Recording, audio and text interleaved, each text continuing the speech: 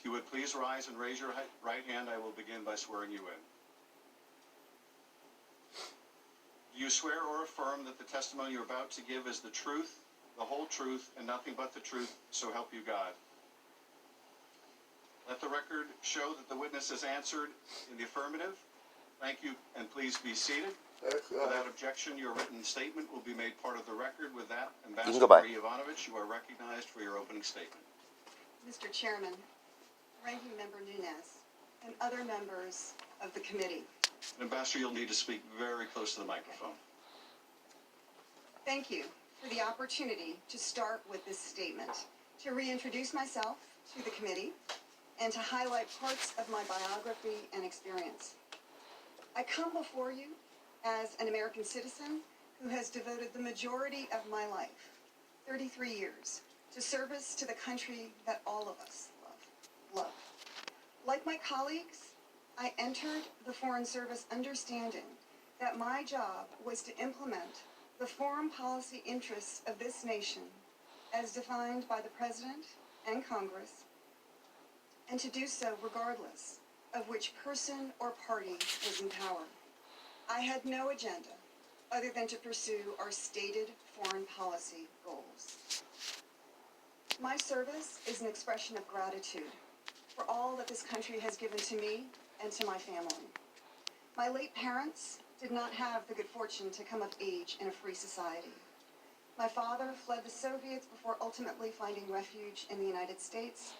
My mother's family escaped the USSR after the Bolshevik Revolution, and she grew up stateless in Nazi Germany before also eventually making her way to the United States. Their personal histories, my personal history, gave me both deep gratitude towards the United States and great empathy for others, like the Ukrainian people who want to be free. I joined the Foreign Service during the Reagan administration and subsequently served 3 other Republican presidents as well as 2 Democratic presidents. It was my great honor to be appointed to serve as an ambassador 3 times, twice by George W. Bush and once by Barack Obama. There is a perception that diplomats lead a comfortable life, throwing dinner parties in fancy homes. Let me tell you about some of my reality. It has not always been easy. I have moved 13 times and served in 7 different countries, 5 of them hardship posts. My first tour was Mogadishu, Somalia, an increasingly dangerous place as that country's civil war kept grinding on and the government was weakening. The military took over policing functions in a particularly brutal way, and basic services disappeared. Several years later, after the Soviet Union collapsed, I helped open our embassy in Tashkent, Uzbekistan. As we were establishing relations with a new country, our small embassy was attacked by a gunman who sprayed the embassy building with gunfire. I later served in Moscow. In 1993, during the attempted coup in Russia, I was caught in crossfire between presidential and parliamentary forces. It took us 3 tries, me without a helmet or body armor, to get into a vehicle to go to the embassy. We went because the ambassador asked us to come. And we went because it was our duty. From August 2016 until May 2019, I served as the U.S. Ambassador to Ukraine. During my tenure in Ukraine, I went to the front line approximately 10 times during a hot war to show the American flag, to hear what was going on, sometimes literally as we heard the impact of artillery, and to see how our assistance dollars were being put to use. I worked to advance U.S. policy, fully embraced by Democrats and Republicans alike, to help Ukraine become a stable and independent democratic state with a market economy integrated into Europe. A secure, democratic, and free Ukraine serves not just the Ukrainian people, but the American people as well. That's why it was our policy, continues to be our policy, to help the Ukrainians achieve their objectives. They match our objectives. The U.S. is the most powerful country in the history of the world, in large part because of our values. And our values have made possible the network of alliances and partnerships that buttresses our own strength. Ukraine, with an enormous landmass and a large population, has the potential to be a significant commercial and political partner for the United States, as well as a force multiplier on the security side. We see the potential in Ukraine. Russia sees, by contrast, sees the risk. The history is not written yet, but Ukraine could move out of Russia's orbit.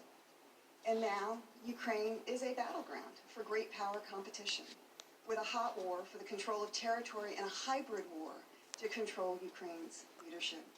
The U.S. has provided significant security assistance since the onset of the war against Russia in 2014.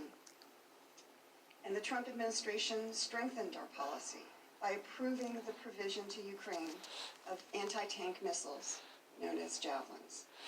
Supporting Ukraine is the right thing to do. It's also the smart thing to do. If Russia prevails and Ukraine falls to Russian dominion, we can expect to see other attempts by Russia to expand its territory and its influence. As critical as the war against Russia is, Ukraine's struggling democracy has an equally important challenge, battling the Soviet legacy of corruption which has pervaded Ukraine's government. Corruption makes Ukraine's leaders ever vulnerable to Russia, and the Ukrainian people understand that. That's why they launched the Revolution of Dignity in 2014, demanding to be a part of Europe, demanding the transformation of the system, demanding to live under the rule of law. Ukrainians wanted the law to apply equally to all people, whether the individual in question is the president or any other citizen. It was a question of fairness, of dignity. Here again, there is a coincidence of interests. Corrupt leaders are inherently less trustworthy, while an honest and accountable Ukrainian leadership makes a U.S.-Ukrainian partnership more reliable and more valuable to the United States. A level playing field in this strategically located country, bordering 4 NATO allies, creates an environment in which U.S. business can more easily trade, invest, and profit. Corruption is also a security issue, because corrupt officials are vulnerable to Moscow. In short, it is in America's national security interest to help Ukraine transform into a country where the rule of law governs and corruption is held in check.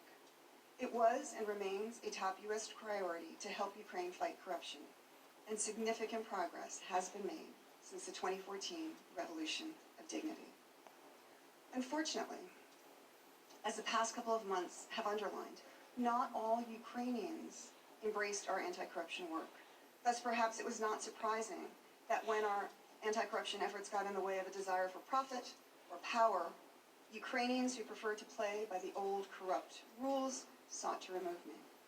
What continues to amaze me is that they found Americans willing to partner with them, and working together, they apparently succeeded in orchestrating the removal of a U.S. ambassador.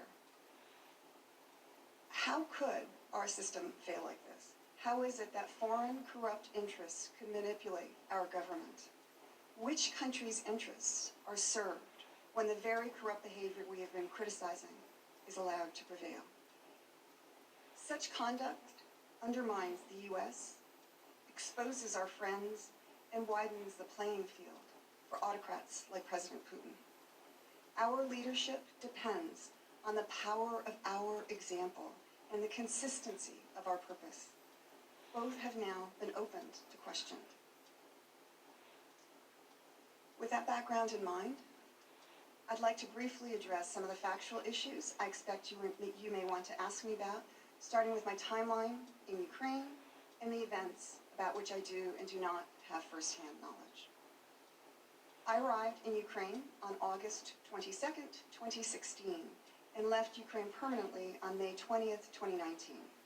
There are a number of events you are investigating to which I cannot bring any firsthand knowledge. The events that predated my Ukraine service include the release of the so-called Black Ledger and Mr. Manafort's subsequent resignation from President Trump's campaign, and the departure from office of former Prosecutor General Viktor Shokin. Several other events occurred after I returned from Ukraine. These include President Trump's July 25th, 2019 call with President Zelensky, the discussions surrounding that phone call, and any discussions surrounding the delay of security assistance to Ukraine in the summer of 2019.